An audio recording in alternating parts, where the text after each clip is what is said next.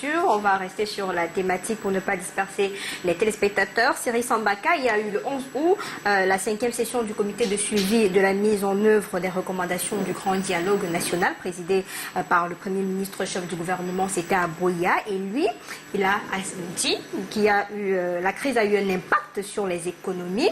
Le gouvernement parle d'une reprise des activités socio-économiques qui est le fruit de la mise en œuvre des recommandations du grand dialogue national avec des industries qui ont repris leurs activités sur le terrain. Seulement, les zones rurales, ça traîne encore. Ça, c'était un peu le résumé de ce comité de suivi-là.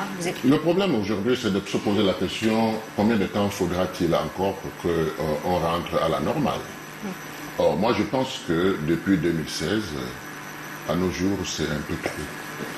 Voyez-vous, quand on a une crise à l'interne et qu'on doit la résoudre, il faut se donner des délais, il faut se donner un calendrier. Nous sommes sortis du grand dialogue national.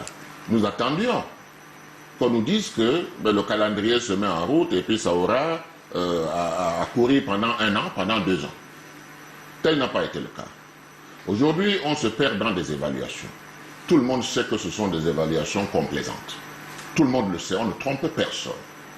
Le problème, la grandeur d'un pays et des gouvernants, c'est de trouver des solutions aux crises qui existent et d'être assez humble pour comprendre que quand on a pris un chemin qui ne donne pas, on doit essayer un autre chemin.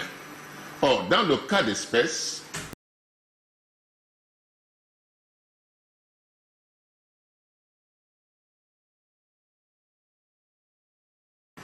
et quand il y a ces accalmies, nous avons bon espoir que les choses vont avancer. On n'a jamais construit un pays en guerre. Vous comprenez?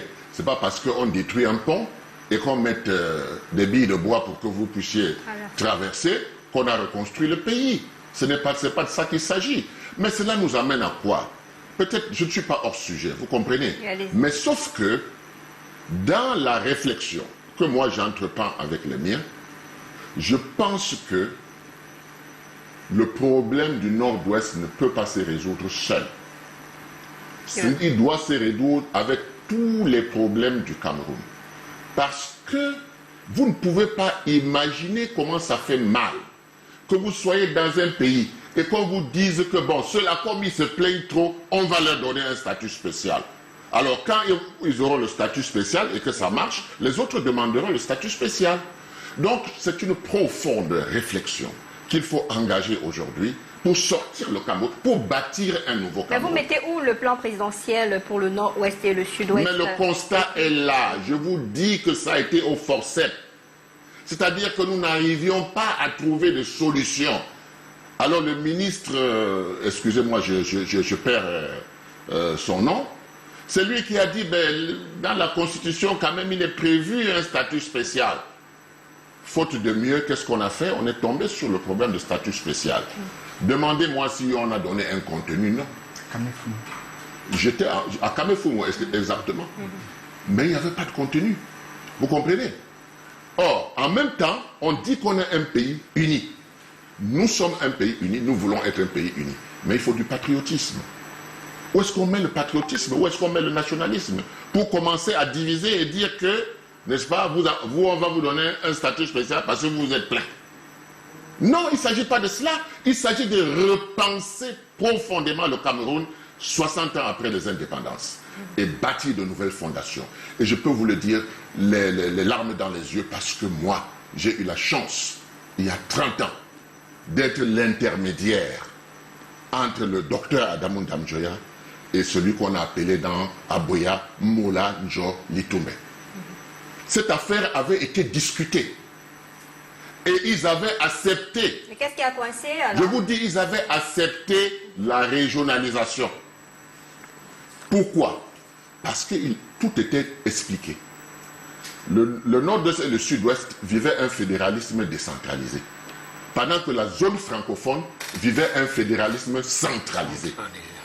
Qu'est-ce qui plaisait donc au Nord-Ouest, au Sud-Ouest? C'est qu'ils avaient leur administration à proximité. Il y avait les communes. Vous comprenez? Donc il y avait un système de gouvernance qui amenait le peuple à ne pas trop se déplacer. Alors que du côté francophone, c'était un fédéralisme hyper centralisé. Donc, la fédération n'est pas une panacée. Ce qui est important, c'est la décentralisation. C'est pour cette raison qu'on a dit, on ne peut pas brusquer le pays. On va dans la régionalisation avec une décentralisation accrue. Ça règle le problème de tous les Camerounais. Malheureusement, nous ne sommes pas dans la décentralisation. Vous comprenez? C'est depuis 1991. Il ne faut pas parler du grand dialogue. Le grand dialogue vient après. Mais on a commencé à vouloir bâtir ce pays en 91. C'est là où on a trouvé toutes ces astuces. Malheureusement, ça n'a pas, 28 ans après, ça n'a pas encore toujours trouvé, n'est-ce pas, sa porte de sortie. C'est ça le véritable problème. Moi, je vous dis, nous ne pouvons rien régler au Cameroun si on ne reconstruit pas le Cameroun. Parce qu'il n'y a pas de volonté d'un côté d'être ensemble. Vous ne pouvez pas me dire que parce que vous avez gagné une élection, vous pouvez avoir la science infuse. Non, ça demande que les Camerounais se mettent autour d'une table. Secteur par secteur, les états généraux du Cameroun. Le problème anglophone va être résolu ipso facto.